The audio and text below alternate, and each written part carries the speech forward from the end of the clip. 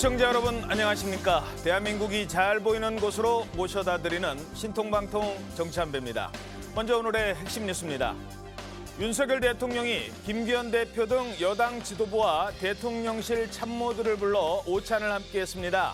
김기현 대표와 인유한 혁신위원장의 갈등이 이어지는 상황에서 과연 어떤 얘기를 나눴을지, 어떤 얘기까지 나눴을지 관심이 모아지고 있습니다. 이태희 기자입니다. 윤석열 대통령과 국민의힘 지도부의 오찬 일정은 대통령실이 아닌 당을 통해 공개됐습니다.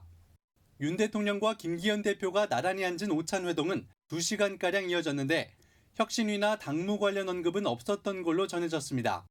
어려운 민생을 챙기는 모든 분야에서 당과 대통령실 간의 원활한 소통 체계를 강화하자는 데 뜻을 모았습니다. 당 일각에서 비대위까지 거론되는 상황에서 김기현 체제에 힘을 실은 것 아니냐는 해석이 나옵니다. 앞서 당 지도부는 혁신위를 향해 음습한 권력투쟁의 도구나 수단으로 이용당하는 면은 없는지 생각해 봐야 한다며 배후설도 거론했습니다. 우리 당은 끊임없이 혁신해 왔고 앞으로도 계속 혁신해 가야죠. 다만 혁신위의 험지 출마에 응답했던 원희룡 국토부 장관은 혁신을 외면해선 안 된다고 강조했습니다. 혁신이든 당 지도부든 혁신을 외면하고 저버리는 결과는 감히 있을 수 없다고 생각합니다.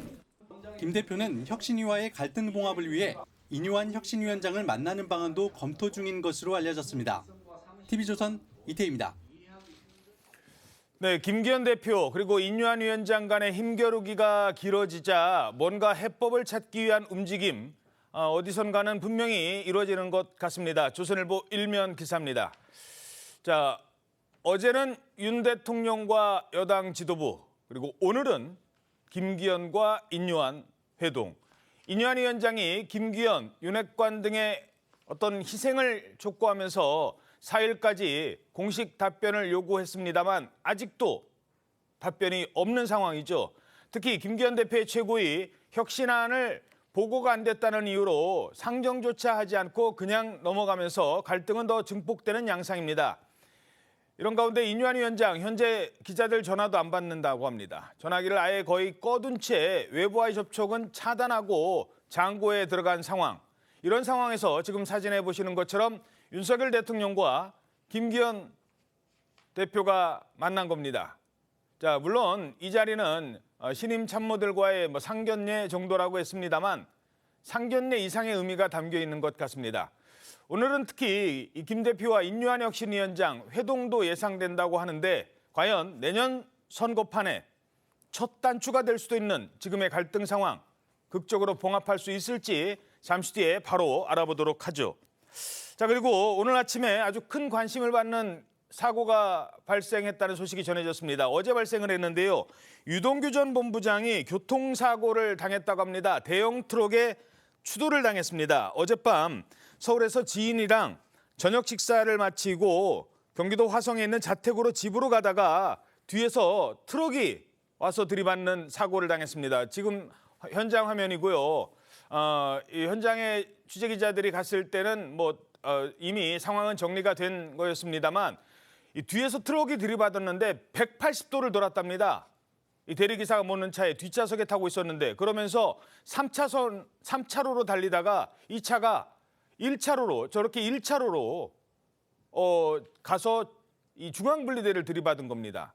지금 보십니다만 3차로거든요. 국도라고 해도 보통 저녁 8시가 넘은 시간이면은 60km, 80km 보통 이 정도 달리거든요.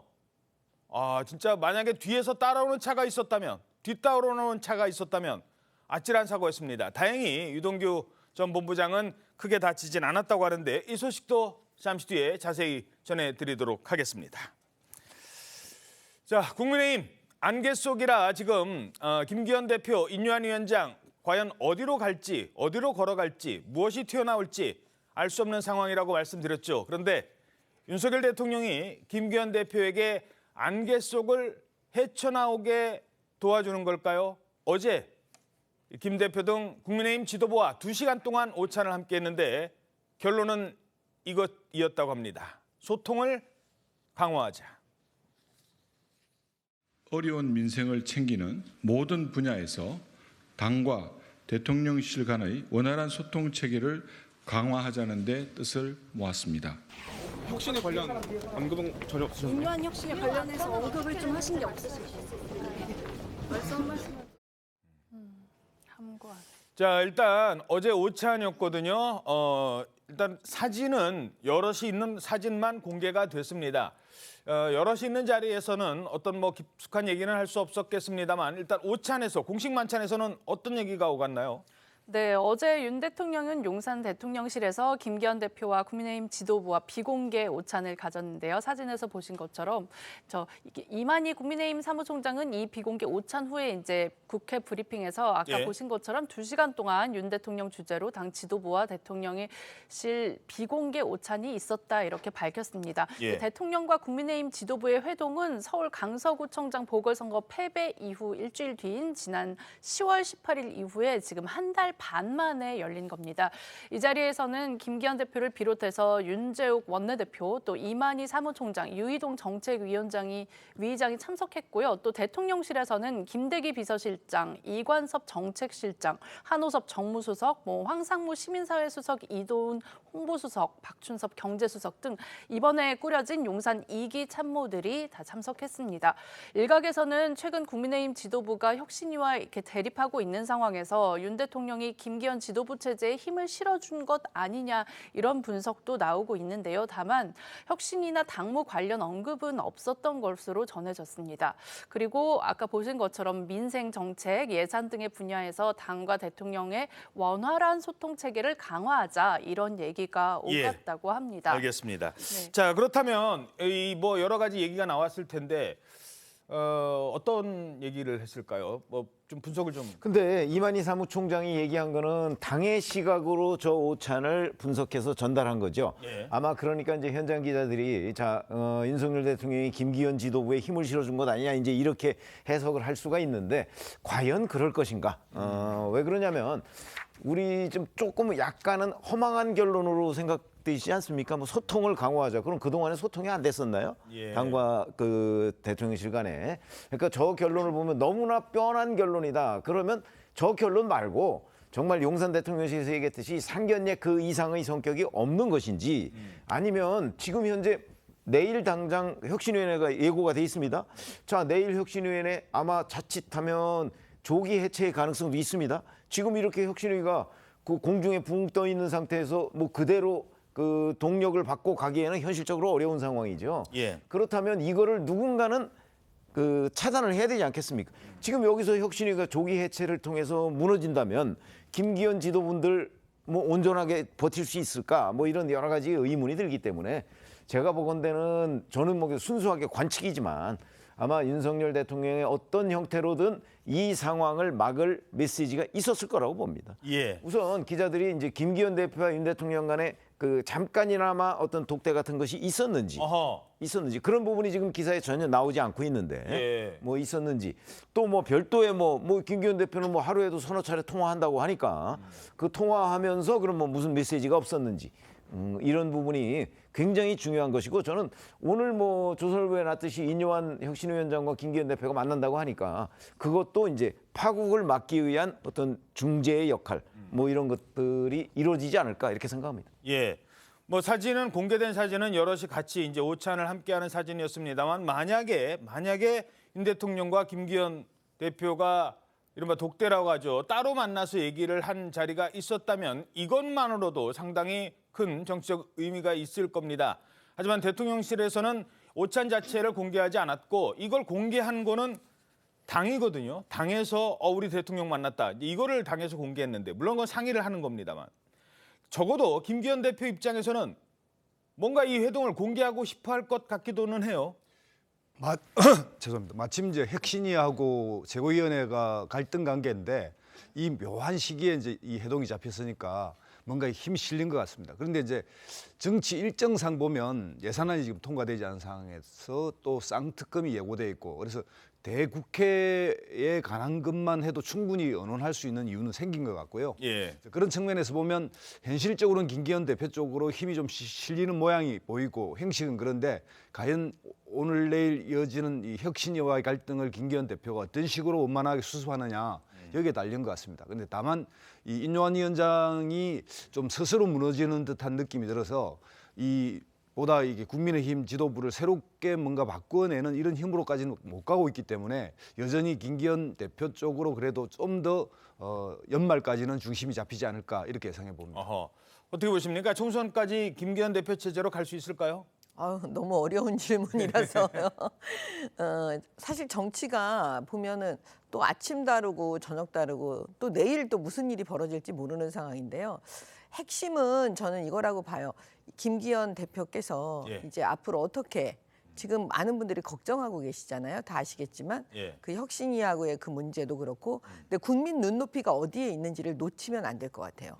그 지점을 놓치지 않고 뭔가 스스로 이제 만들어내면 혁신위와 버금가는 아니면 혁신위의 그 제안을 어떤 방식으로 풀어나갈지 저는 그거에 따라서 달라지지 않을까라는 생각이 듭니다. 예. 자, 이런 가운데 지금 인요한 위원장과 김기현 대표 회동할 것으로 알려지고 있어요. 네, 맞습니다.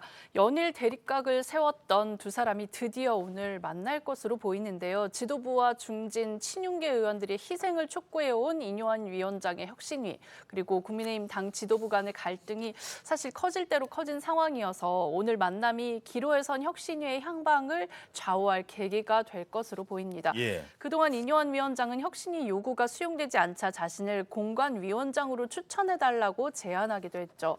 김기현 대표는 이걸 단칼에 거절한 상황인데요.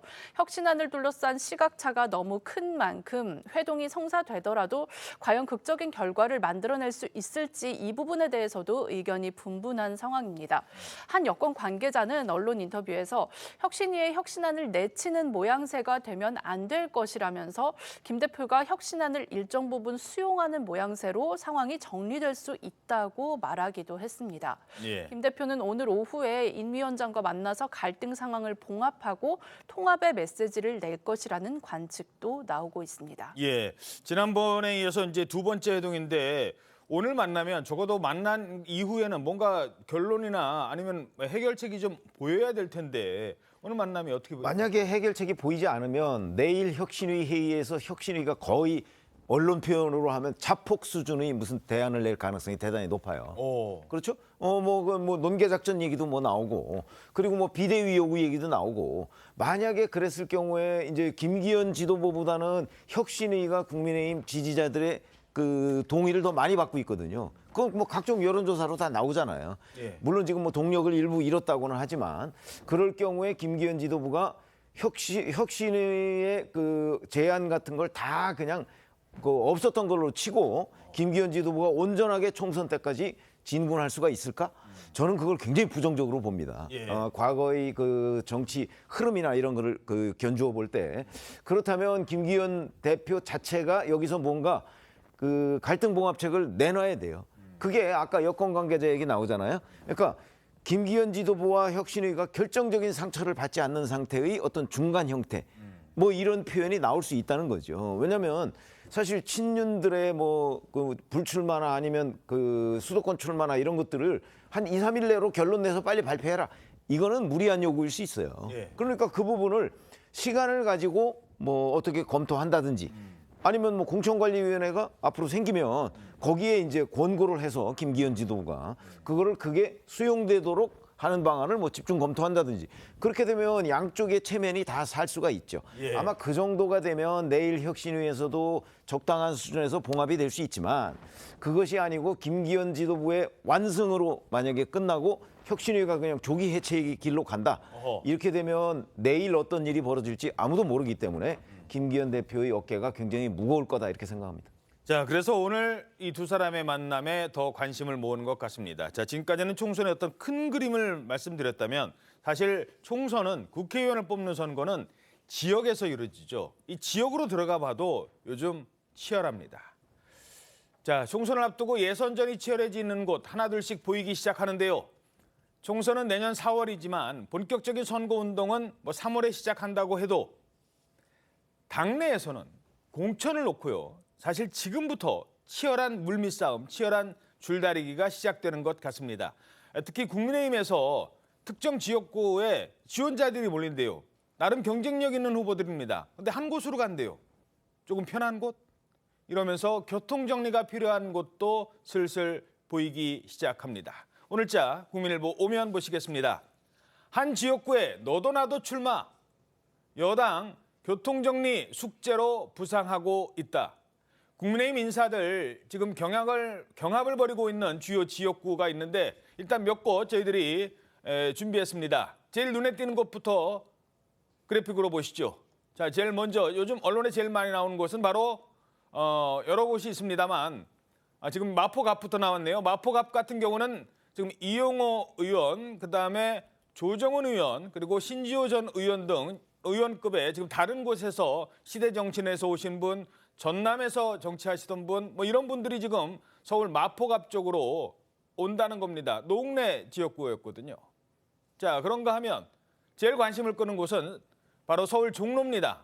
최재형 현역 의원이 있고 하태경 의원 부산에서 수도권 출마 과감히 도전하고 왔는데 종로. 그런데 여기에 지금 한동훈 법무부 장관의 움직임까지 심상치 않습니다. 이거 분석해드리겠습니다. 잠시 뒤에. 그런데 오늘 어제 발표됐죠. 한 명이 더 있습니다. 지상욱 전 의원도 보여요. 지상욱 전 의원도 이 서울 종로에 지금 중구 전 의원인데 여기도 지금 어제 발표된 선거구 확정안 때문에 복잡해지고 있대요. 왜 복잡해지고 있는지는 잠시 뒤 분석해 드리겠습니다. 자, 다른 곳도 한번 살펴보도록 하죠. 이번에는 경기도 분당을입니다. 이 경기도 분당을 지금 쟁쟁한 사람들이 있어요. 김은혜 전 홍보수석, 경기도지사 출마까지 했었잖아요. 뭐 아쉽게 석패를 했다고 지금 무석되고 있습니다만. 그런데 경기도 분당을로 간답니다. 원래는 수원 출마를 거론하기도 했었는데 그리고 박민식 전 국가보훈부 장관 역시 지난 정권에서 장관을 했고 부산에서 정치 기반이 있는 분인데 수도권으로 출마를 하는데 그 수도권 중에 경기도 분당을 여기는 전통적으로 지금 국민의힘의 강세 지역입니다. 자, 그리고 또 하나 강승규 대통령실 시민사회 수석 지역으로 출마를 했는데 원래 마포였는데 마포를 떠나서 자신의 고향인 충남 홍성 예산 쪽으로 간다고 이렇게 얘기가 되고 있어요. 이러니까 지금 홍문표 의원이 현역 의원이거든요. 홍문표 의원 지역적 기반도 탄탄합니다. 과연 어떤 싸움이 벌어질까? 이 당내에서 문제거든요. 대통령실에서 경쟁력 갖춘 분들이 결국 현역 의원이 국민의힘 의원 지역으로 간다. 이 부분도 좀 따져봐야 될 것 같습니다. 자, 먼저 정치 1번지 서울 종로구인데요. 원래 3명이던 자리였는데 갑자기 지상욱 전 의원이 들어간 이유는 뭡니까? 네, 바로 중구와 종로구가 합쳐져서 지역구로 바뀌기 때문인데요. 중앙선거관리위원회 산하 국회의원 선거구 확정위원회가 어제 내년 4.10 총선에 적용될 선거구 확정안을 국회에 제출했습니다. 서울과 전북의 지역구 국회의원 의석수가 각각 한 석씩 줄어들고 인천, 경기 의석수가 한 곳씩 늘어나는 게 이번 총선의 핵심입니다. 확정안에 따르면요, 정치 1번지인 종로가 중구와 합쳐져서 종로구, 중구, 지역구로 바뀝니다. 서울 노원도 현재는 갑을병 3곳이죠. 그런데 병이 사라지면서 노원, 갑을 이렇게 2곳으로 통합이 됩니다. 노원병은 국민의힘 이준석 전 대표가 3차례 출마했다가 낙선했던 지역구이기도 한데요. 예. 매번 이렇게 논란이 됐던 공룡 선거구도 다시 출연할 가능성이 있어 보입니다. 예. 그리고 분구, 그러니까 원래 지역구 한 곳이었던 게 2곳으로 나뉘면서 늘어난 곳은 모두 6곳입니다. 알겠습니다. 뭐 자세한 지역 선거구는 뭐 이어지는 뉴스에서 전해드리고 관심을 갖는 곳 몇 곳 중에 지금 종로가 아주 지금 복잡해지고 있어요. 우선 저게 확정된 안은 아닙니다. 물론, 예. 선거구 획정위원회에서 권고안 아니기 때문에 저게 확정이 되려면 나중에 여야 간에 합의가 이루어져야 돼서 그것까지는 조금 앞으로 길이 남아 있다. 3분의 2가 또. 예. 그럼요. 그렇게 돼 있고요. 지금 이제 결국은 좀 당선되기 쉬운 곳 이런 곳만 찾아다니는 것 아니냐 이런 비판을 피할 수가 없는 거죠. 그 대표적인 게 경기 성남 분당을입니다. 뭐 이제 박민식 현재 아직도 뭐 법무부 장관을 하고 있지 않습니까? 예. 본인이 이제 거기 살기 때문에 내가 수도권에서 나온다면 거길 나와야 되겠다라고 얘기를 하는데 남들이 보기에는 결국은 거기는 당선되기 쉬운 곳 아니냐. 이제 이렇게 얘기가 되는 것이고, 자 김은혜 전 홍보수석 마찬가지죠. 뭐 본인이 그 부분에서 합니다. 원래 분당갑이었죠. 그런데 이제 분당갑을 안철수 의원한테 내주고 나서 본인이 바로 그 옆 동네로 이제 옮기겠다 이런 얘기인데 결국 당선되기 쉬운 것 아니냐. 이러니까 이제 당내에 다른 의원들이 누구는 험지에 가고 더군다나 자기들은 윤석열 정부에서 그 약간 혜택을 받았다고 하는 뭐 수석이나 장관으로 그런 사람은 결국 꽃길을 찾아 나서는 것 아니냐. 이게 정치인으로서의 책임 있는 자세냐 이런 비판을 충분히 받아도 반론을 펴기 어려운 상황이고 다른 곳도 뭐 대략 비슷합니다. 이게 험지가 아닌 한 또는 뭐 경합 지역이 아닌 한 국민의힘이 유리하다라고 하는 지역에 지금 출사표를 계속해서 내는 사람들에 대한 그 아마 당내 비판이 굉장히 거세게 일 것으로 보이기 때문에 앞으로 어떻게 확정이 될 것인가 하는 부분은 좀 두고 봐야 되겠다 이런 생각이 듭니다. 이게 또 이제 여당이기 때문에 뭐 특히 이제 내가 내 지역 지금 마포 다시 한번 보실까요? 마포는 지금 노웅래 의원이 뭐 재판 중이고 이러기 때문에 국민의힘에서는 해볼 만하다라고 생각을 한 거예요. 그런데 이용호 의원 그리고 조정훈 의원 그리고 신지호 전 의원까지 지금 이렇게 되면 누군가는 나서서 좀 교통 정리를 좀 해야 되는 것 아니냐. 지금 교통 정리할 분도 지금 인유한 위원장 만나고 지금 바쁘십니다만 어떻게 보십니까? 그게 바로 이제 공관위원장의 역할인데요. 실제 이제 당내에서는 사무총장이 현실적으로는 지휘하고 최종적인 결정은 공관위원장을 거쳐서 최고위원회가 결정하는 이제 수준을 받게 되는데 뭐 이게 선거라는 게 이제 한 지역만 선거가 아니라 사실은 전국의 그 어떤 정세가 요동치기 때문에 이게 종합적인 관리가 돼야 되고 그런 측면에서 총선 기획단이라는 걸 만들어서 그런 어떤 선거 전략 같은 걸 세우게 되는데 아직은 국민의힘 내부에도 보면 총선 기획단이라든지 이런 그 뭐랄까요 이제 기획의 어떤 중심이 서 있는 것 같지는 않습니다. 그러다 보니까 너무 이제 그 흠지가 아닌 좀 더 유망한 지역에 이렇게 몰리고 미리 이걸 언론에 알려서 또 선점하려고 하는 이런 것 때문에 오히려 이제 부작용이 나타나기 시작하는데 이거에 대해서는 이제 당이 좀 주도성을 쥐고서 이런 부분에 대해서 더 이상 그런 안 되게 이런 좀 선제적 조치 같은 게 좀 필요한 것 같습니다. 자, 정미경 전 의원님, 뭐 현역 의원 해보시고 지역을 이제 활동을 하셨기 때문에 이 상황이 지금 출마 예상자들한테는 출마하고 싶은 사람들한테는 사실 지금이 더 중요하거든요. 여기 지역 공천이 요 움직임 어떻게 조언하시겠습니까? 사실은 그 당에서 어느 정도 조정을 해줘야 되는 게 맞는데요. 그게 정답인데요. 사실 정답대로 당이 잘 가지를 않습니다.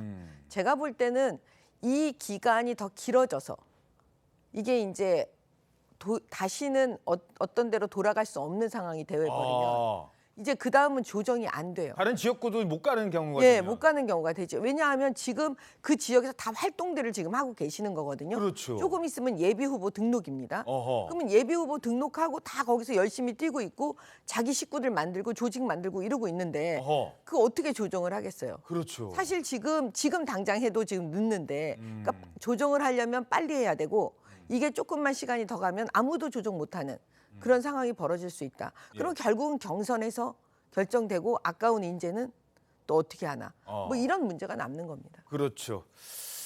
자, 어디로 갈지를 놓고 요즘 거취가 주목되는 장관도 있죠. 한동훈 장관인데요. 한동훈 장관이 오늘은요.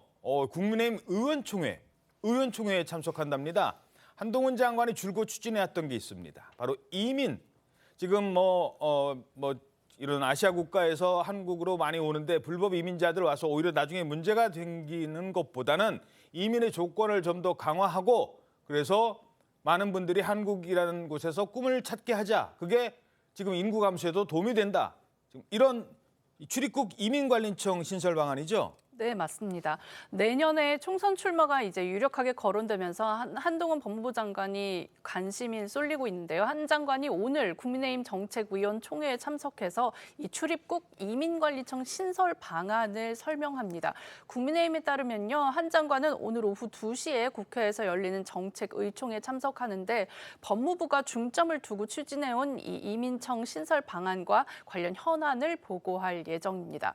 한 장관은 오늘 의원들에게 외국인 인력 유치 또 이민청 설립의 중요성을 설명하기 위해서 직접 당에 참석을 요청한 것으로 전해졌는데요. 예. 특히 이 이민청 설립은 한 장관의 대표 정책이기도 하고 또 한 장관이 총선 출마를 위해서 내각을 떠나기 전에 추진할 것으로 보이는 마지막 과제로도 평가되고 있습니다. 또 한 장관이 총설 역할론을 두고 지금 현재 당내에서 여러 구상이 나오고 있는 시점이다 보니까 당 의원 전원과 대화를 나누는 자리가 마련되다 보니 더욱더 관심이 모아지고 있는데요. 사실 당내 기반이 없는 공직자 생활만 해온 한 장관으로서는 출마를 앞두고 현역 의원들과 직접 접촉에 나선 거다. 이런 해석도 나오고 있습니다. 예. 자, 한동훈 장관 취임 당시부터 바로 이 이민 정책에 관심을 보여왔었습니다. 이민청 설립 검토를 포함하여 이민 정책을 수준 높게 추진해 나갈 체제를 갖춰 나갑시다. 총선 이후에도 이민청을 직접 맡아서 법무부에서 진행을 하실 계획이신가요? 저는 어떤 결실을 꼭 내가 따먹어야 된다고 생각하지는 않아요. 최선을 다할 거라는 말씀드립니다. 자, 그런가 하면 험지 출마에 가장 먼저 손들고 나온 장관도 있었죠. 그러면서 이재명 지역구에 도전할 것으로 정해져 가는 원희룡 전 장관 한 집회장을 찾았습니다. 이런 단어를 꺼냈습니다. 솔선수범. 제가 뭐 자꾸 어디로 갈 거냐고 그러는데 딱 한 사람을 붙들어야 되거든요. 대한민국의 앞길을 가로막고 있는 걸림돌을 붙잡고 제가 헌신하고 희생하겠습니다.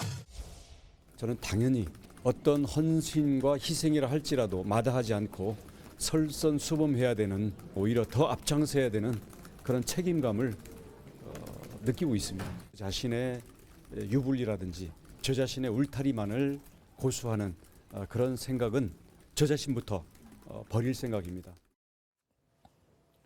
어쩌면 원희룡 장관은 본선을 향해서 제일 먼저 달려가는 장관일 수도 있을 것 같아요. 왜냐하면 지역구가 어느 정도 이제 굳혀가고 지금 본인의 얘기를 쭉 들어봐도 내가 솔선수범하겠다. 내가 이번 총선에서 제일 험지로 뛰어들겠다. 이런 걸 던지는 거 봐서는 어떻게 분석하십니까? 아니, 그러니까 희생이라고 하는 인요한 혁신위원회의 요구에 가장 먼저 본인의 뜻을 밝힌 사람 아닙니까? 그게 이제 솔선수범하고도 연관이 돼 있고요. 다만 현직 장관입니다. 아직 이제 후임자가 뭐 청문회를 거쳐서 취임하기 전까지는 장관직을 내려놓지 않을 걸로 보이고요. 이렇게 되면 이제 지금 인천 계양을로 뭐 내심 거의 정해놓고 있지만 만약에 인천 계양을로 먼저 간다고 했다가 이재명 대표가 비례대표로 물러앉으면 약간 좀 황당해지는 경향이 있잖아요. 아마 그래서 이제 전체적인 상황을 좀 지켜보고 있는 것으로 이렇게 보이고 결국은 원희룡 장관의 저런 희생 정신 때문에 아마 친윤들의 입지가 내년 총선에서 더욱더 좁아질 거로 저는 보거든요. 그래서 친윤들이 과연 친윤이나 아니면 김기현 지도부에서 후속 어떤 이행 조치가 있을 것인가 하는 부분에 관심이 된다. 일단 원희룡 장관이 깃발을 꽂았다. 저는 그렇게 봅니다. 이게 이제 공천을 앞두고 수싸움이라는 게 있지 않습니까? 저쪽 당에서 누구를 후보로 낼 것 같으면 우리가 누구를 후보로 낸다. 그러니까 먼저 패를 보여주지는 않거든요. 이른바 이제 행마를. 근데 지금 민주당에서도 종로가 누가 나올지, 그다음에 한동훈 장관이 어디로 갈지, 원희룡 장관이 정말 인천 계양으로 올지 이런 걸 계속 지켜는 보고 있을 것 같아요. 네, 그렇습니다. 뭐 이 선거라는 거는 인물과 인물 대결이 상당한 비중을 차지하기 때문에 서로가 기획단 같은 데서 계속 여론조사를 붙여보거든요. 여론이 흐름이 어떤지 이렇게 해서 누가 장단점을 가졌는지 골라서 붙이기 때문에. 그런데 이제 원희룡 장관 입장에서 보면 국회의원 당선 여부만 보면 이런 말을 하기 힘들지만 본인이 대선 후보급 그리고 상대당 대표하고 적장하고 겨루겠다라고 하는 이 이미지가 향후 정치에 뭔가 유리하다고 생각하니까 좀 용감한 것 같습니다. 그래서 이 용감이 과연 어디까지 갈지는 한번 두고 봐야 되지 않나 생각이 듭니다. 예. 자, 이번에는 민주당 상황 살펴보겠습니다. 민주당은 요즘 탈당 조짐을 넘어서 거의 뭐 이렇게 가다가는 나중에 분당 조짐까지 가는 것 아니냐라는 심상치 않은 기류가 흐르고 있습니다. 바로 이 사람의 등장. 이재명 대표를 줄곧 비난해왔던 바로 이 사람이 이제는 마치 당을 나갈 결심이라도 선 듯 이런 말을 합니다. 말이 점점 강도가 높아집니다. 내가 나가겠다는 건 아닙니다. 하지만 상대방이 몰아내면 뭐 받아야지 어쩌겠습니까? 다양성도 인정되지 않고 당내 민주주의도 억압되고 있다. 그 점에서 상당히 위험한 지경이다 이렇게 보고 있습니다. 리더십도 있을 거고요. 강성 지지층의 그런 압박도 있고 지금 7천 명 넘었다고 봤습니다. 7천 명 넘었다고요? 몇 달 전에는 5만 명 이상이 제명 청원을 했었습니다. 당에서 몰아내면 받아야지 어떡하겠습니까? 자, 이게 7천 명, 5만 명 이게 무슨 숫자냐? 당에서 이낙연 대표 나가라라고 하는 사람들 숫자다. 그러니까 이 당원 청원 게시판을 봐라. 지금 이 얘기를 하는 거예요. 네, 맞습니다.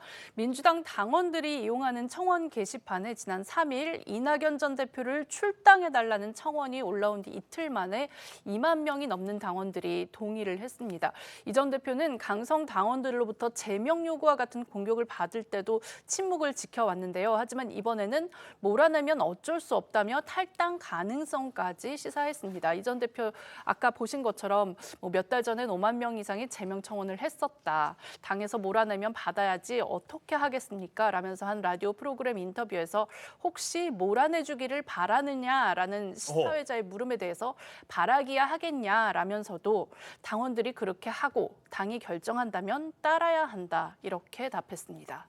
자, 민주당 전문가이신 김두수 소장님, 지금 민주당 이낙연 대표 움직임 어떻게 분석하십니까? 일단 뭐 일관된 어떤 목표, 그러니까 즉 신당을 창당하겠다는 이런 종합적 계획이 있는 것 같지는 않습니다. 그리고 또 이낙연 전 대표의 어떤 리더십이나 이런 행태를 보면 상당히 차분하게 뭔가 좀 준비를 해서 조건이 될 때까지 기다리는 성격이기 때문에 이걸 막 앞장서서 가기보다는 상대에 대한 반응을 계속 보는 거 아닌가 싶고, 또 이 민주당 내에서 일단 열성 당원들의 이런 청원이라든지 이런 것들은 결코 민주당 자체에도 또 이재명 대표에게도 도움이 안 되는 거거든요. 이런 상태에서 보면 이낙연 전 대표 입장에서는 명분이 쌓여가는 거고요. 또 지금 현재 민주당 내에 가장 문제가 되는 게 김대중 노무현 대통령 때부터 추진해왔던 어떤 연합 정치, 다당제적 어떤 선거제도에 대한 이런 요구가 계속 있어 왔는데, 이것을 만약 현 민주당 지도부가 이걸 철회한다면 민주당의 어떤 기본 약속과 신뢰 이런 것들 위반하기 때문에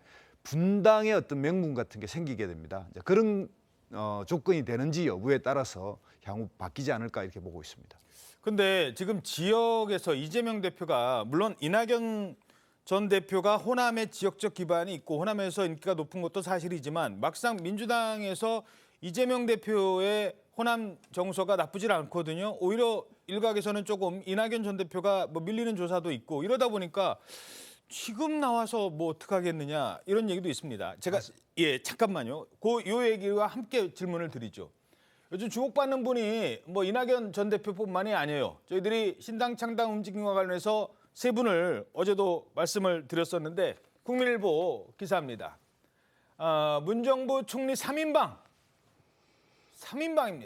자, 김부겸, 정세균까지 가세를 한다면, 이렇게 해서 반 이재명 연대를 구축한다면 지금은 이낙연 전 대표가 조금 세가 불리하지만 달라질 수도 있다라는 분석도 있습니다. 어떻게 보십니까? 이게 바로 이제 민주당의 어떤 파멸 또는 파국의 어떤 시나리오 마지막에 이제 이런 행태가 일어날 수도 있다고 보는데요. 현재 이렇게 이제 전 총리 세 분은 반 이재명 노선을 표방하거나 그 연대를 하기 위해서 이야기하는 건 아닙니다.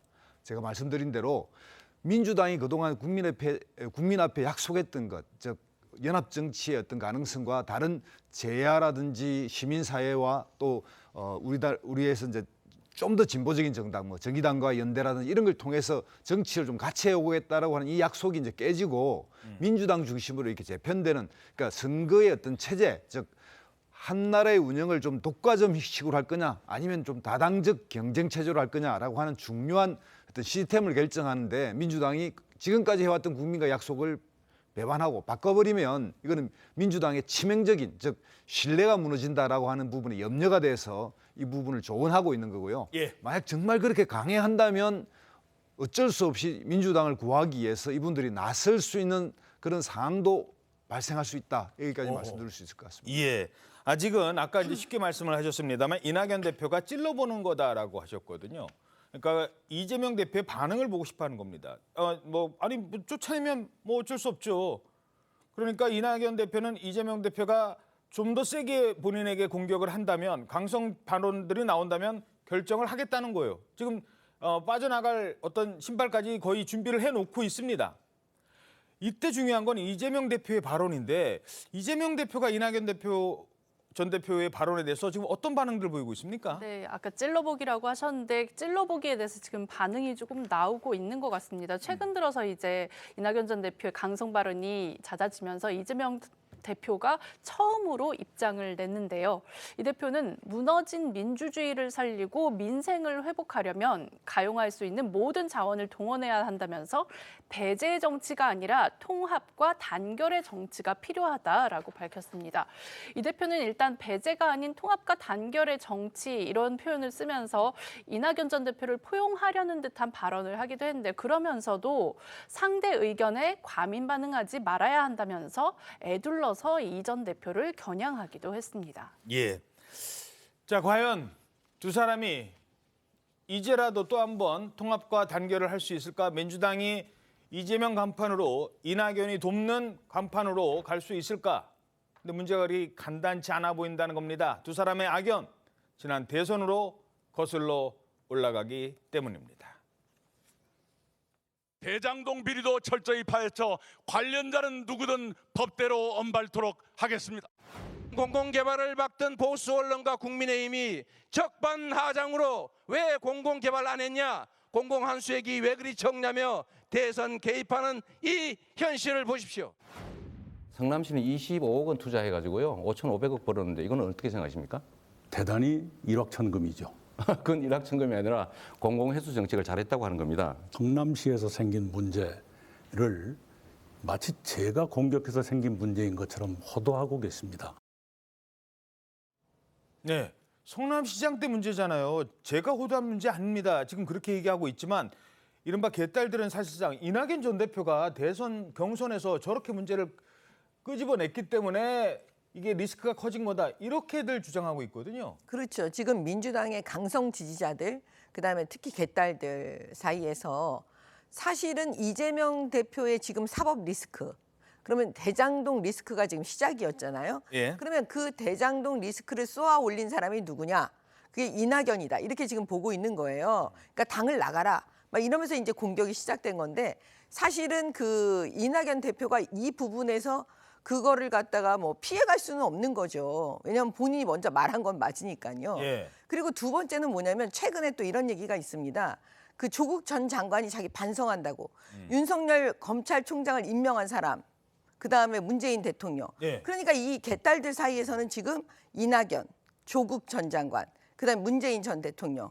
이 세 사람에 대해서 제가 볼 땐 거의 같은 비중으로 나가라 뭐 이런 거 아니겠습니까? 지금 그런 딱 분위기를 보여주고 있습니다. 예. 아니 근데 이제 저게 그 지금 민주당의 개딸들이 잘못 알고 있는 부분이 사실은 이 대장동 의혹이 맨 처음 불거진 거는 잘 아시다시피 2020년이죠. 중앙일보였나요 그때? 아니요.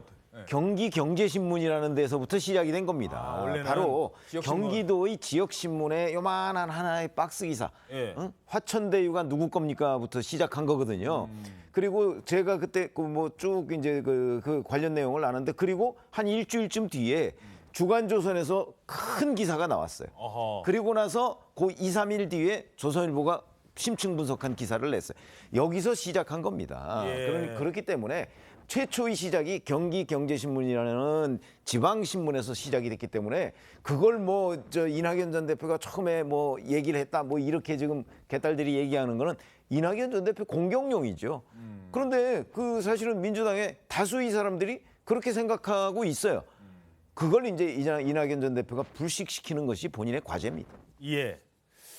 자, 비명계를 향해서 적대심을 보이는 게 이른바 개딸뿐만이 아닙니다.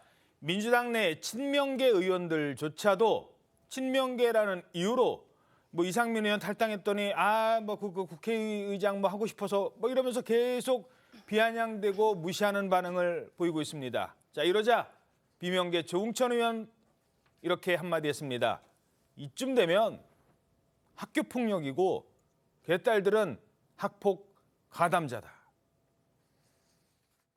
저는 사실 이상민 선배 나가시고 난 다음에 우리 당에서 그 참 거의 뭐 시니컬하게 뒤에다 대고 개인의 올랐어요. 영달을 위한 거다. 국회의장 되려고 한다. 친명계 의원들이 그동안에 학폭의 방관자 정도로 생각했는데 지금 보니까 더글로리 박연진과 함께 문동은을 학폭했던 학폭의 가담자 아닌가 뭐 그런 느낌까지 들어요. 다시 들으니까 지금 개딸을 향한 게 아니라 민주당 내 다른 의원들을 얘기하는 것 같아요. 친명계 의원들.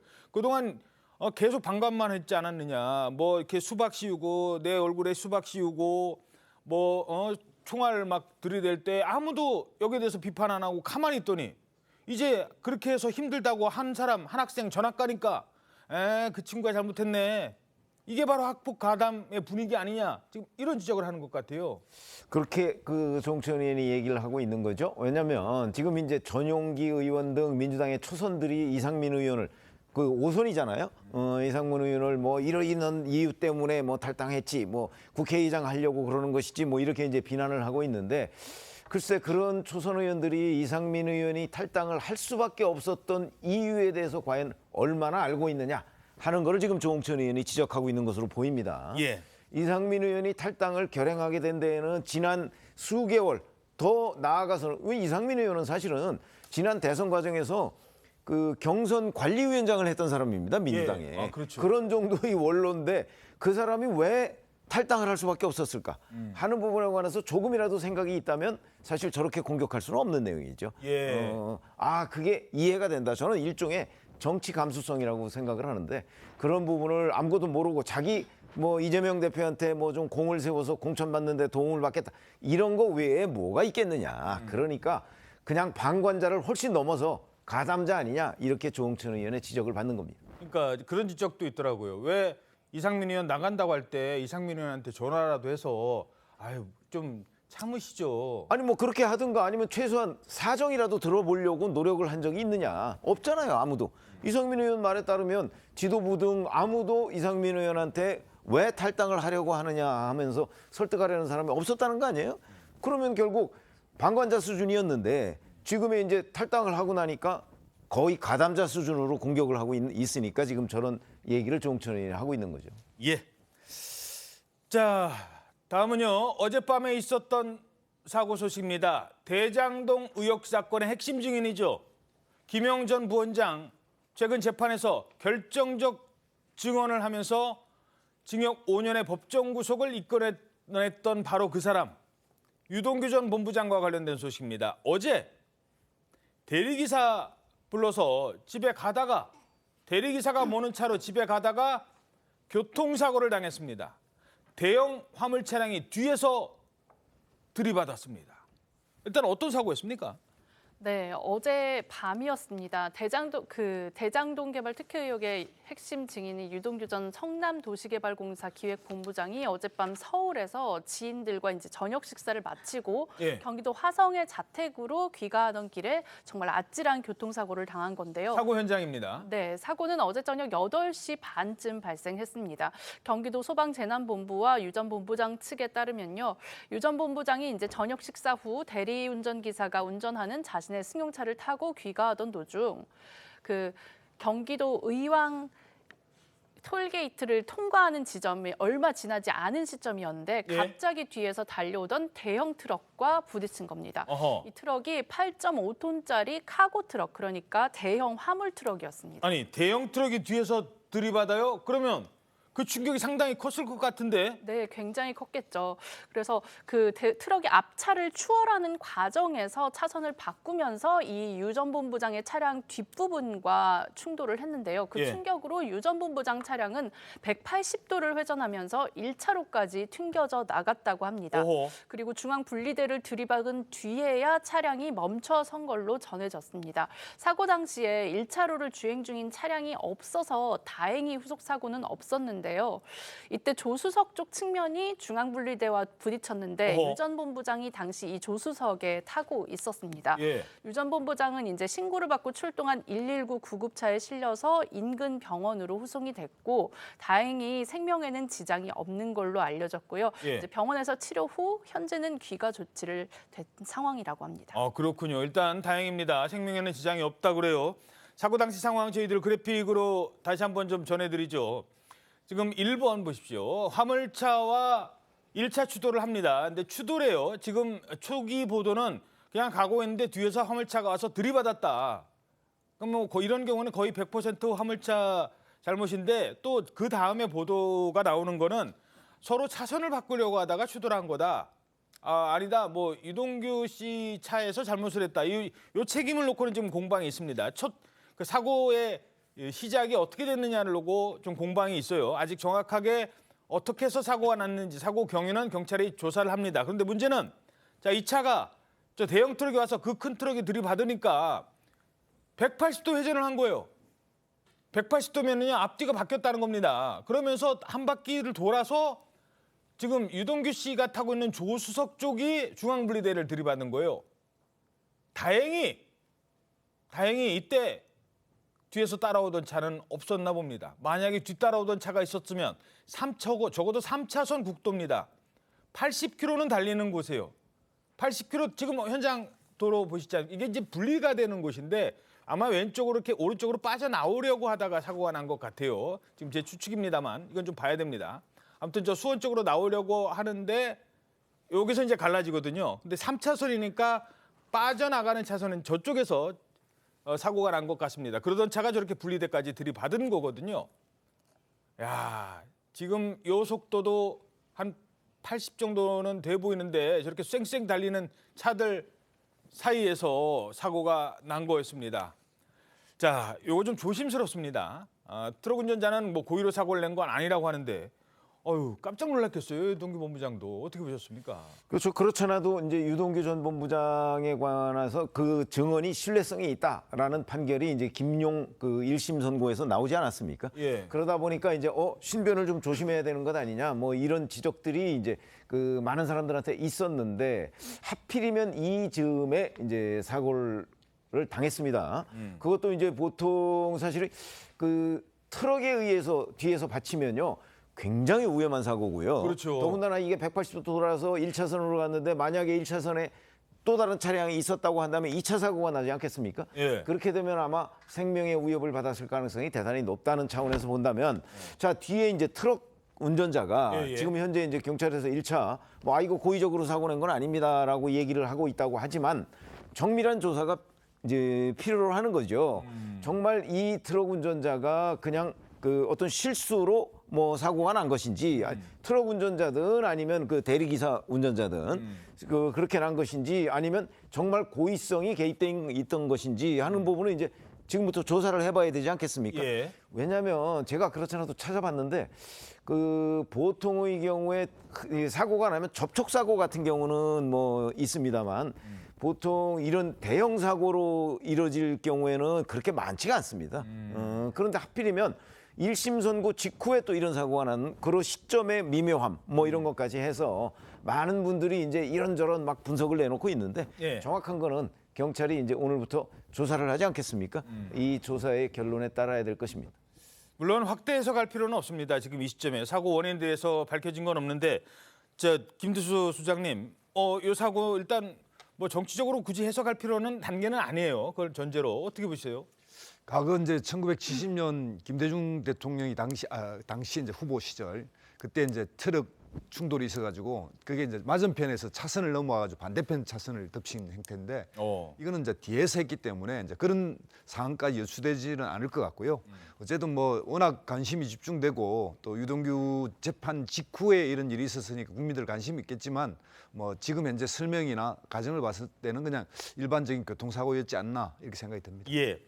자, 혹시나 해서 이번 사고 현재까지 그냥 단순 교통사고로 파악되고 있습니다. 확대 해석할 근거 아직까지 없다는 점 다시 한번 말씀드립니다. 하지만 문제는 유동규 전 본부장 재판에 계속 참석할 수 있을까라는 점입니다. 지금 계속 중요한 증인이 돼 왔는데 자, 유동규 전 본부장 최근 재판에 증인으로 참석해서 이렇게 말하기도 했었습니다.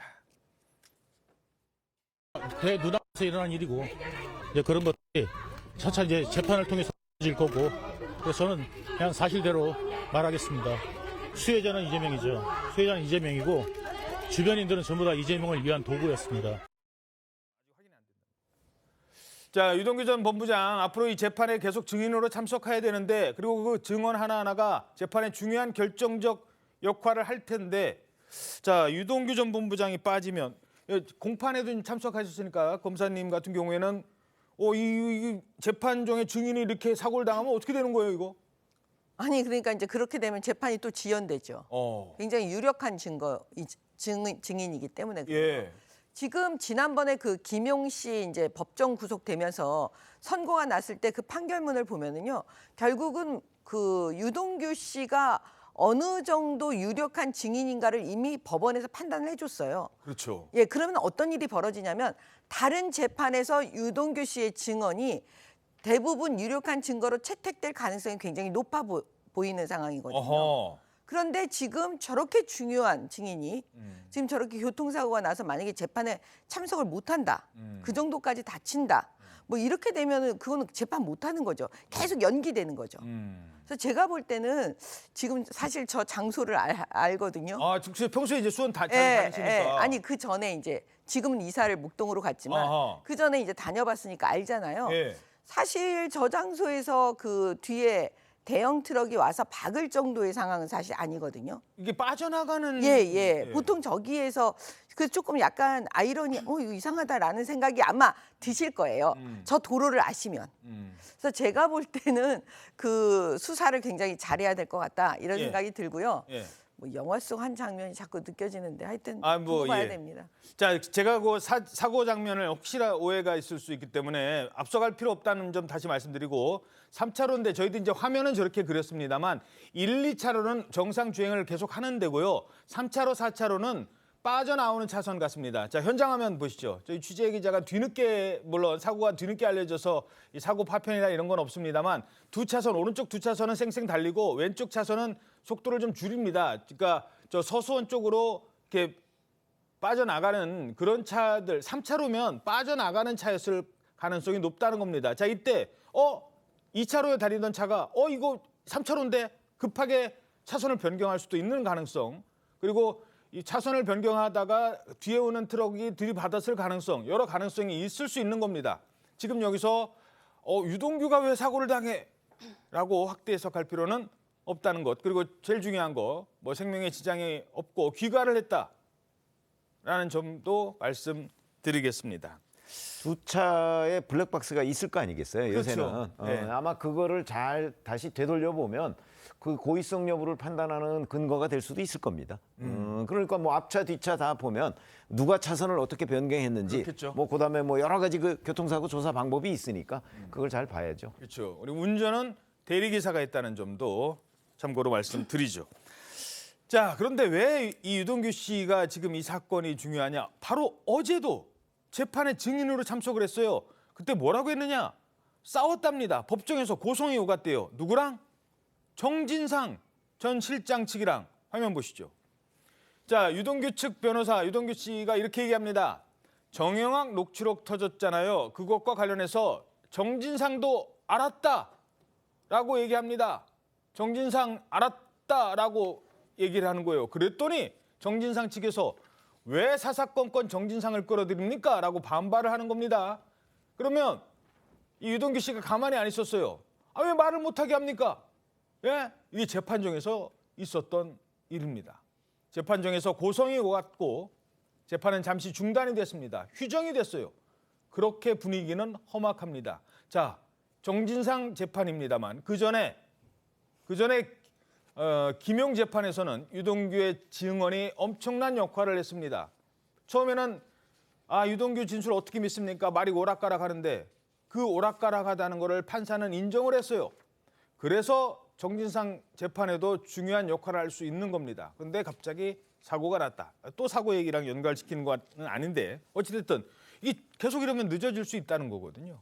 어떻게 보십니까? 예, 그래서 이제 지금 현재는 뭐 유동규 씨의 증언 그리고 이 지금 검찰에서 요구하는 증언에 대해서 유동규 씨가 굉장히 협조적이고 그동안 해왔던 이야기가 끊임없이 이제 번복되고 바꾸고 그러면서 뭐랄까요, 이제 반대에 있는 예를 들면 뭐 김용 부원장이라든지 이런 사람들이 다 이제 불리하게 계속 증언해 왔는데 문제는 이런 1심 판결도 2심을 가봐야 알겠지만 김용은 유죄인데 유동규는 무죄의 이 판결이 났단 말입니다. 그러니까 이게 그냥 정치자금을 전달만 한 사람으로 이렇게 돼 가지고 이 죄가 이제 한쪽으로 넘어가는데 이 지금 녹취록 문제도 전진상이라고 하는 사람에게 이 녹취록의 구체적 그 어떤 정황을 서로 상의했는지 여부에 대해서 쟁점이 있거든요. 나는 잘 몰랐고 그 점에 이제 그것을 인지했다라는 이야기 정도인데 그걸 당신하고 나하고는 아주 깊이 구체적으로 상의했다라고 증언하니까 그 증언에 대해서 반대 의견이 나오고 그래서 고성이 오간 것 같습니다. 예. 자, 재판 과정에서 앞으로 핵심 증인 유동규의 역할 어느 정도라고 예상하십니까? 가장 중요하다고 저는 봐요. 지금 저는 선거법 그 사건 있지 않습니까? 예. 예, 그 사건이 지금 너무나 지연되고 있고 그러는데 지금 거기에서 저는 유동규 씨가 거의 핵심적이기 때문에 지금 이번에 김용 씨 사건의 재판부의 그 판단 그런 걸 유추해 보면은 만약에 선거법 재판에서 그 유동규 씨의 진술의 증언의 신빙성이 없다라고 판단을 하면서 그 이재명 대표를 무죄로 만들어 줄 수 있을 것인가? 저는 불가능하다고 보거든요. 예. 그럼 왜 그러냐면 그러면 재판이 코미디가 되는 거예요. 한쪽에서는 신빙성이 있다 이 사람에 대해서. 예. 근데 한쪽에서는 없다 뭐 이런 식으로. 재판은, 예, 그럼 이건 완전 코미디고 사법부의 신뢰를 사법부 스스로가 무너뜨리는 일이 되어 버리기 때문에요. 저는 굉장히 중요한 사람이다. 그러니까 진짜 몸조심 잘해야 됩니다. 예. 어떻게 보십니까? 이게 이제 그 대장동 사건 이재명 대표와 연관된 그 모든 것에 어찌 보면 출발점이에요. 유동규 씨의 증언이라는 것이. 그러니까 유동규 씨의 증언이 흔들렸다. 이제 민주당 쪽에서 그렇게 얘기를 많이 하잖아요. 흔들린 적이 딱 한 번인가 있어요. 제가 보기에는 김용 씨한테 뭐 추석 뭐 명절 이런 때 뭐 떡값 준 뭐 그 시점이 좀 흔들리고 뭐 이런 점이 있는데 그 외에는 대부분 일관돼요. 그게 바로 김용 그 판결문에 나와요. 왜냐면 뭐 떡값 주고 뭐 이런 거는 워낙 한 10년 전 기억이기 때문에 다소 그 엇갈릴 수가 있다. 판사도 그걸 인정을 해요. 워낙 오래전 일이니까. 이제 그런 것이고 다만 이제 김용 재판부 같은 데에서는 김용 측 변호인이 그동안에 이 뇌물을 아니 그 정치 자금을 받았던 시점이나 이런 거와 관련해서 여러 차례 알리바이를 댔었어요. 근데 그 알리바이가 사실은 검찰에 의해서 다 무너졌거든요. 그러니까 결국 지금은 이제 다시 위증교사 혐의까지 조사를 받게 되는 상황이 되잖아요. 예. 그렇기 때문에 이 유동규 씨가 그동안에 수많은 발언들을 쏟아냈기 때문에 그 중에서 일부는 뭐 좀 본인이 이제 기억의 문제로 조금 뭐 헷갈릴 수도 있지만 바로 1심 판사가 지금 김용 재판 1심 판사가 인정을 했듯이 그 중에 대부분은 본인이 경험한 거예요. 그걸 판사 제3자가 봤을 때 경험한 부분을 그대로 사실대로 일관되게 진술하고 있다. 이렇게 지금 본 거거든요. 그러니까 모기가 많다도 얘기하죠. 다른 판사도 그렇죠. 심지어는 뭐 모기 그런데 그것만 맞는 게 아니고 그날 뭐 밤에 어쩌고 뭐 이런 얘기들도 다 하잖아요. 그 실제 그 현장에 가서 다 시연을 해봤을 거거든요. 그렇죠. 뭐 무슨 뭐 그 코트에 뭐 옆에 넣어서 1억 원을 뭐 이런 얘기도 했고 그런 것들이 다 객관적 정황하고 부합하기 때문에 이게 유죄 판결이 나온 거예요. 그러면 이런 것들을 한두 번 정도 그 말이 헷갈려서 뭐 기억에 좀 잘 안 난다 그래서 말을 바꿨다고 해서 그 전체적인 유동규 씨의 진술을 부정할 판사가 과연 있을까? 저는 없다고 봅니다. 예, 알겠습니다. 자, 마지막으로 한 사람 더 알아보죠. 아마 이 한 사람으로 시작해서 내년 총선의 비례대표는 어떻게 갈 것인지도 알 수 있을 것도 같습니다. 연일 윤석열 정부를 비판하면서 총선 출마 의지를 내비쳤었죠. 조국 전 장관, 돌 하나는 제가 들겠습니다라는 취지의 발언을 했는데 어제는 또 이런 발언을 했습니다. 골방에 박혀서 살 수만은 없다. 제가 평생 학자를 소명으로 살았는데 지금 학자 역할을 할 수 없게 되어버렸지 않습니까?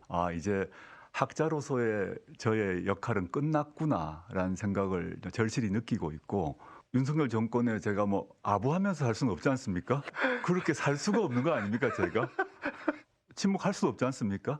저는 제가 해야 될 일이 학자가 아니다라는 생각은 이미 마음을 먹었다. 해야 되겠다. 여기까지만 결정하신 거군요. 네, 그렇습니다. 조용히 웅크리고 골방에 처박혀서 살 수는 없는 것 아니냐. 자, 지금 인터뷰 들으신 조국 전 장관 총선 얘기 나옵니다. 어디로가 없어요. 당 만들어서 비례신당이 아닐까.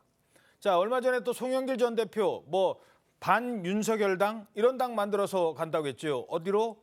지역 아니고 비례로. 지금 이낙연 전 대표 얘기 나오고 있습니다. 이낙연 전 대표 그러면 전남 어디로 갈 것인가? 그것보다는 비례정당. 이러면서 비판이 계속 나오고 있습니다. 떴다방 아니냐는 지적 나오고 있습니다. 위성정당 아니냐는 지적 나오고 있습니다. 선거 때만 잠깐 있다 사라지는 정당 아니냐. 또 최강욱 봐야 되는 거냐. 또 김의겸 같은 사례를 봐야 되는 거냐라는 지적이 많습니다. 통화일보 오면 보시죠. 자, 홍익표 원내대표가 이런 가운데 이렇게 얘기합니다. 약속 다 지켜야 하나. 위성정당 없던 비례제로 회귀로 기울여 간다. 자, 지금 이낙연 전 대표까지 저렇게 움직이니까 이재명 대표가 이거 아니다. 위성정당 없던 옛날로 가자. 그러니까 지난번에는 막 정당 투표하는데 투표용지가 이렇게 길었잖아요. 어느 정당인지도 모르고 찍었습니다. 누가 출마한지도 모르고. 그래서 비례대표로 오신 분들 많은데 이거 없애자는 거. 요 얘기입니다. 그랬더니 지금 분위기가 심상치 않다는 거예요. 자, 최 의원님. 지금 비례정당 나가는데 민주당 입장은 위성정당 없는 걸로 갑시다. 요 분위기로 가는 겁니까 이제? 아니 이재명 대표가 멋지게 지면 무슨 소용이 있느냐 이렇게 얘기를 했잖아요. 예. 그게 뭐냐면 이재명 대표가 준연동형 비례대표제인 현행 제도를 사실은 지난 대선 때 공약으로 내걸었어요. 예. 그래서 지금 이낙연 전 대표 등 이런 사람들이 그 공약을 지키자 우리는. 준연동형은 그 정치권의 소수 정당과도 상생하는 제도니까 지키자 이렇게 얘기를 하고 있는데 이재명 대표는 그렇게 되면 멋지게 져서 무슨 소용이 있느냐 이 얘기거든요. 그 얘기는 준연동형 비례제를 버리고 과거처럼 그냥 이걸 병립형이라고 얘기합니다. 예. 병립형으로 되돌아가자 이 얘기거든요. 근데 이제 그에 대한 비판이 있으니까 지금 이재명 대표가 결정을 안 하고 지금 우왕좌왕하고 있어요. 이 와중에 저 논란이 커지는 거죠. 근데 조국 신당 이런 신당이 그 비례정당을 만들어서 뭔가 의석을 확보하기 쉬운 제도는 준연동형이에요.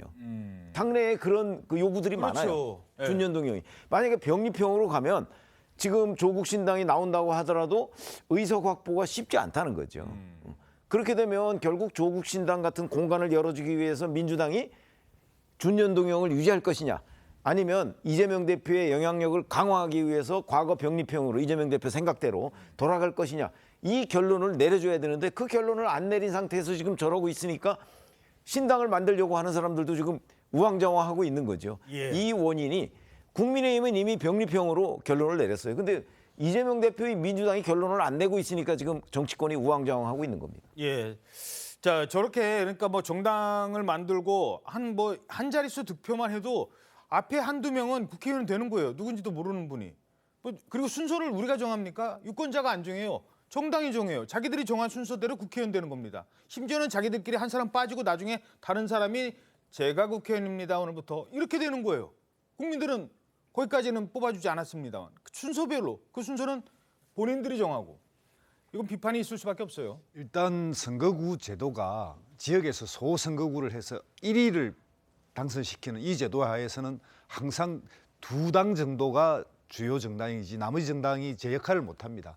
이걸 좀 보완해보자고 하는 것이 이제 연동형이고, 근데 이 연동형의 성격에서 끊임없이 만든 정당이 다시 합당을 해버리니까 우리가 말하는 위성정당도 지구의 위성인 달이 지구하고 달하고 합치면 지구가 망합니다. 예. 그러니까 이제 망해야 되는데 유권자는 또 찍어주거든요. 그래서 이거는 제가 보면 뜻다방 사기 정당이지 사실 위성 정당은 아닙니다. 그러니까 뭔가 좀 성격이 달리하고 그것이 유지돼야 되는데 한국은 끊임없이 자기 정치의 승리를 위해서 그냥 뜻다 사기 정당을 만들어서 다음에 또 합치는 이런 식인데 문제는 그런 것을 하는 정당에 대해서 국민들이 심판하고 똑바로 해야 되는데 그러지 못하니까 다시 또 민주당은 여기에 휘둘려 가지고 정세를 똑바로 못하고 또 본인들이 했던 약속을 그대로 생각하는 게 아니라 유불리만 생각하니까 다시 과거로 돌아가는, 즉 과거로 돌아간다는 건 뭐냐면 뭐를 이야기하냐면 옛날에 촛불 연대를 해서 국회 내에서 엄청난 토론을 통해서 바꾼 건데 그걸 다시 되돌리는 거는 민주당으로서 또 자기 부정입니다. 그런 측면에서는 지금 현재 과거로 돌아가는 거는 그나마 민주당이 안 해야 되는 거 아닌가 이렇게 생각이 듭니다. 알겠습니다. 다음 소식입니다. 이재명 대표 법인카드 유용 의혹과 관련해서 검찰의 압수수색이 3일째 이어지고 있죠. 그런데 이런 가운데 검찰의 압수수색을 받았던 세탁소의 주인 A씨가 갑자기 사라진 거예요. 극단적인 선택을 암시하는 글까지 남기고 실종이 됐습니다. 네, 나중에는 다행히 한때 실종으로 정리가 됩니다. 그런데 왜 갑자기 사라졌을까? 윤슬기 기자가 알아봤습니다. 경기도 수원에서 세탁소를 하는 60대 A씨의 실종 신고가 접수된 건 어제 오후 4시 28분쯤. A씨의 딸이 아버지가 극단적인 선택을 암시하는 문자를 보낸 뒤 연락이 되지 않는다고 신고한 겁니다. 경찰은 세탁소 주변 CCTV 분석을 토대로 동선을 파악해 어제 오후 8시 50분쯤 익산의 한 모텔에 있는 A씨를 발견했습니다. 검찰은 지난 4일 이재명 민주당 대표와 부인 김혜경 씨의 법인카드 유용 의혹과 관련해 경기도청 등을 압수수색했습니다. 이 과정에서 법인카드를 사적으로 사용한 것으로 지목된 식당과 과일 가게 등도 압수수색했는데 A씨의 세탁소 역시 대상이었습니다. 이 세탁소는 과거 이재명 대표가 셔츠 등을 맡긴 것으로 알려졌습니다. 이 사건의 공익 제보자인 전 경기도 공무원 조명현 씨는 최근 자신의 책에서 법인카드 결제를 위해 일부러 공관에서 멀리 떨어진 세탁소를 이용했다고 주장한 바 있습니다. TV조선 윤슬기입니다. 근데 세탁소 주인이 갑자기 왜 사라진 거예요, 그러니까? 네, 일단 이 관련해서 법인카드 유용 문제이죠. 이재명 대표 건으로 이 세탁소 주인과 관련한 압수수색 영장이 발부된 적이 있었습니다. 그랬다가 이 딸이 이제 실종 신고를 하게 된 것인데 실종 신고의 내용은 이 극단적 선택을 암시하는 문자 메시지를 보내고 사라졌기 때문에 이제 경찰 112에 신고했던 사안인데요. 아버지가 연락이 되지 않는다라는 신고가 접수됐는데 다행히 이제 익산 근처에서 이제 발견이 돼서 신변에는 이상이 없다라고 하는 것인데요. 이날 오후에 수원역에서 이제 기차를 타고 익산으로 이제 이동한 동선을 파악했다라고 알려지고 있습니다. 이 법인카드 유용 의혹과 관련해서는 법인카드를 사용했는데 좀 사적으로 사용한 용도로 뭐 식당이나 여러 다수의 어떤 장소들이 지목됐고 그 과정에서 이 세탁소도 지목이 됐었는데 이재명 당대표가 여기서 이제 티셔츠 등을 맡겼다 이런 사실이 이제 보도가 된 적도 있었는데요. 다만 경찰에서는 그 사건과 이 사건은 별개의 사건이고 특히 이 A 씨는 이 사건과 관련해서 처벌 대상이 아니라는 점을 설명하고 있고요. 특히 A 씨가 2년 전부터 부인이 사별한 이후에 우울감을 느껴서 좀 힘들어했다 이렇게 이제 이야기하고 있어서 실종의 경위 그리고 이 극단적 선택의 경위는 좀 더 조사를 해야 될 것 같습니다. 알겠습니다. 자, 오늘 아침 네티즌들을 분노케 한 사진 한 장이 있다고 합니다. 밥이 주식이죠, 한국 사람들. 밥을 든든하게 먹어야 돼요. 근데 한국인 밥상으로 이런 게 나온답니다. 그것도 어디에서? 야, 일단 좀 뭐 계란 잠깐 들어있는 샌드위치. 저희도 회사에서 아침에 저거 2개 주거든요. 저도 하나 먹다가 남깁니다. 근데 죄송합니다. 이거 회사에 이거 빵 주시는 분한테. 맛있어요. 맛은 있는데. 어찌됐든 저걸 아침도 아니고 식사에 누가 먹느냐? 경찰관이래요. 경찰관들의 아침 식단이 지금 저거예요? 예, 어제 직장인 익명 커뮤니티 블라인드라는 곳이 있거든요. 네. 저기에 저런 게시물이 올라온 건데 서울 땡땡 경찰서 아침 식단입니다. 라고 하면서 저 사진이 올라온 거예요. 감자 샐러드를 바른 모닝빵 2개, 스프, 옆에 딸기잼 이게 다라고. 저게 다예요? 예, 저게 다라고 올라왔는데 가격이 구내 식당 가격인데 5,000원이라고 올라온 겁니다. 저게 5,000원짜리예요? 그렇습니다. 근데 그거 와중에 또 저게 선택의 여지가 없고 식권 강제 구매, 모든 직원이 뭐 저런 아침 식사를 해야만 했다고 그렇게 주장하는 글이 올라왔던 겁니다. 그러니 사람들이 야 이게 무슨 표현이 좀 그렇습니다. 이게 교도소 바쁘다 못하지 이걸 어떻게 경찰관 범인 잡으라는 경찰관한테 먹여 이런 얘기 있대요. 실제로 비교를 해봤다고요? 네, 네티즌들이 와 우리 구내 식당보다 못한 거는 당연하고 야 정말 이 정도면은 죄수들보다도 못 먹는 거 아닌가라는 이제 의문을 제기했는데 예. 실제로 부산구치소 식단이 나왔어요. 지금 부산구치소에는 또래를 잔혹하게 살해한 정유정 그리고 부산 돌려차기 사건의 이제 범인인 이제 흉악범들이 사실 있는데 거기에도 보면 하루에 3번이 밥이 나오는데 그 네. 메뉴가 뭐 쇠고기 떡국, 그다음에 돈가스, 만두, 카레, 짜장, 새송이, 버섯국, 채소 닭고기찌개. 네, 그 외에도 먹을 것 많이 주네. 네, 맛있는 또 뭐 거. 크림 스프 빵 샐러드도 있고요. 심지어 빙과류까지 있다라는 거예요. 이런 걸 보면 정말 우리 대한민국의 경찰이 죄수보다도 못 먹고 사는 거 아닌가라는 의구심이 저도 좀 듭니다. 그러니까 죄수들은 막 소고기 묵국 먹는데 경찰들은 아침에 저거 계란빵. 글쎄요. 논란이 커지자 해당 경찰서에서 입당을 밝혔다고요. 네, 이 사진이 이제 제공된 곳은 서울 강북 경찰서로 알려지고 있는데요. 이 경찰서 관계자는 연합뉴스 TV를 통해서 이 경찰서를 리모델링하고 점심 특식으로 감자 뼈다귀탕을 이제 특식으로 제공하는 어떤 이벤트를 하다 보니까 상대적으로 조식이 좀 미흡했던 것 같다라고 이제 설명을 하고 있고요. 이 부분은 직원들에게 충분히 설명하고 사과했다라고 전해지고 있는데 이 게시물은 현재 삭제된 상태입니다. 예. 그래도 뭐 점심에는 뭐 더 좋은 거 감자 뼈다귀탕 줬다고 하더라도 아침은 저건 좀 아닌 것 같습니다. 다음은 아찔한 사고를 겪었다라고 하는 한 가수와 관련된 소식인데 결론부터 말씀드리면 이분의 표현입니다. 야 그때요 하늘이 도왔어요. 하늘이 누구였을까요? 바로 이 가수입니다. 어차피 잊어야 할 사랑이라면 돌아서서 울지 마라 눈물을 거두라 갱심을 털어놓고 함께 차차차 갱심을 털어놓고 함께 차차차 당신은 나의 지금 서른도 씨인데요. 서른도 씨가 지난 10월에 얼마 안 됐어요. 아내가 운전하는 차를 타고 가다가 사고가 났대요. 어떤 사고였대요? 네, 급발진이 의심되는 사고였는데요. 영상도 있습니다. 이 서른도 씨와 그의 아내가 이제 찬 벤츠 차량이 그 서울 시내 골목이죠. 순천향 병원 인근 골목이니까 천천히 진입하다가 잘 가고 있는데 왜 저래 갑자기 급발진하면서 택시를 들이받고 식당으로 돌진하는 장면입니다. 당시 차량 운전자는 서른도 씨의 아내였는데요. 이 아내는 술이나 마약 등에 취하지 않은 상태여서 이런 사고의 원인에 대해서 급발진으로 의심되는 상황인데요. 이 사고로 인해서 행인 한 명이 골절상을 입고 또 지나가는 사람 등을 포함해서 한 7명 가까이 가까운 부상을 입었는데 그러니까요. 다행히 생명에 지장이 있는 큰 사고는 아니지만 사고 자체만 보더라도 굉장히 급박하고 무섭게 느껴지는 사고입니다. 자, 골목에서 지금 앞에 지나가는 사람이 없었으니 망정이지 저분 피했고요. 결국 저렇게 가다가 쿵. 근데 왜 급발진을 의심하는 건가요? 서른도 씨는 이제 정황을 얘기하는 건데요. 자신의 아내가 운전 경력이 30년이다. 그리고 사고 차량도 1년을 몰았는데 사고 당시 아내가 음주, 마약 모두 음성 판정을 나왔고 또 사고가 난 곳도 낯선 지점이 아니라 30년 동안 살았던 동네 골목길이다.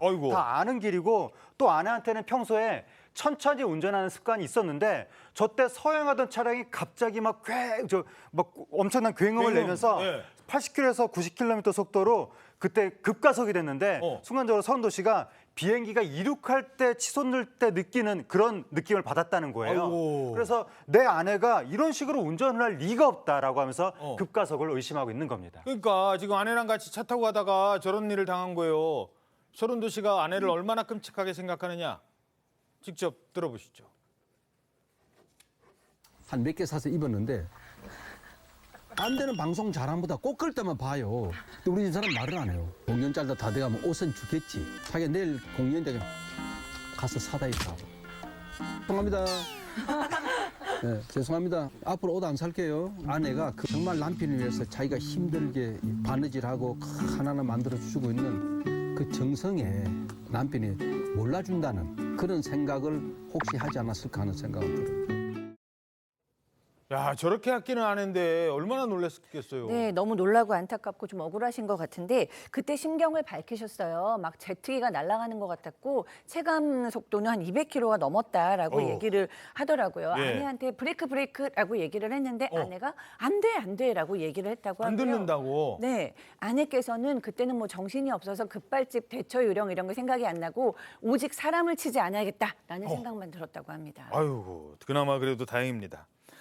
자, 그런가 하면 배우 이영애 씨와 이정재 씨를 시작으로 연예계에서 요즘 훈훈한 미담이 전해지고 있는데 오늘은 숱한 인기 가수를 배출한 가요계의 마이다스의 손을 가진 이 사람이 주인공입니다. 그러자 어머님이 마지못했건 내신 숨겨두신 비상금으로 시켜주신 짜장면 하나에 너무나 행복했었어. 하지만 어머님은 왠지 드시질 않았어. 어머님은 짜장면이 싫다고 하셨어. 어머님은 짜장면이 싫다고 하셨어.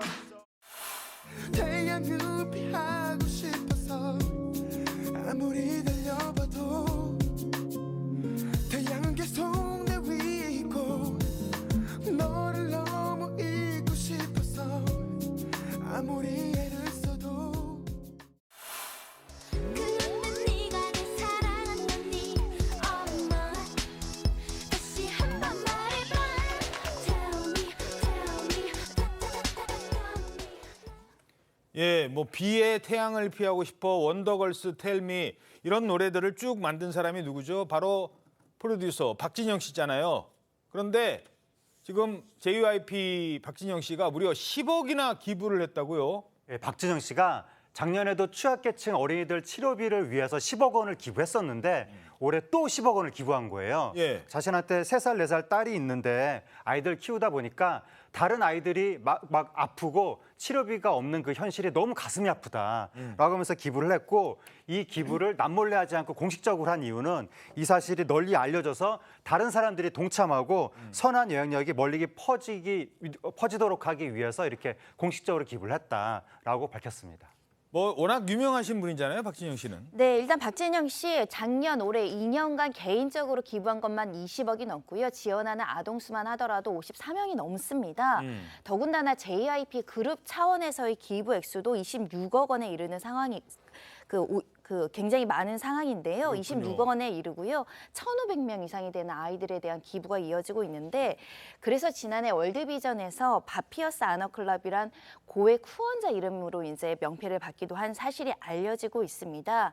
이렇게 이제 나눔의 가치 그리고 어떤 선한 영향력을 행사한다라고 보시면 될 것 같은데 JYP에 많은 아티스트들이 소속되어 있잖아요. 예. 이 아티스트들도 삼성서울병원 등에서 자선음악회 같은 것들 개최해서 소아 병동 한우들에게 이제 나눔의 행사를 하고 있거든요.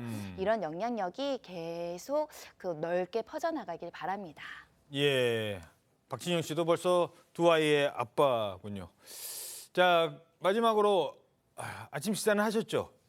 저희들 참 이거 전해드리는데 참 고민했습니다. 중국에서요, 한 대학교 구내식당에 저런 게 나타났답니다. 큰 무슨 통에 양념통인데 뭐 까만 덩어리. 아우 아유 뭡니까 저거? 네, 정말 전해드리기도 괴롭습니다. 저기 지금 양념통 안에 쥐 한 마리가 그대로 다 빠져 있어요. 쥐예요? 네, 그렇습니다. 장쑤성의 직업기술대학교 점심시간에 학생들이 먹는 식단 안에서 저런 쥐가 양념통에서 저런 쥐가 발견이 됐어요. 학생들 지금 굉장히 공분했고요. 비난글이 쇄도하고 있습니다. 학교에서는 위생 문제를 인정하고 공식으로 사과했는데 이미 저 양념을 먹은 8명의 학생과 선생님들이 있다는 거예요. 이 8명이 건강한지에 대해서 지금 파악하고 있다고 하고요. 학교와 공안, 지자체가 함께 조사를 벌이고 있다고 합니다. 예, 참. 자, 저희는 1분 뒤에 돌아오겠습니다. 네, 오늘 아침 대한민국 잘 보이셨는지요? 오늘 하루 당신의 대한민국 신통방통이 응원해드리겠습니다. 여러분 고맙습니다.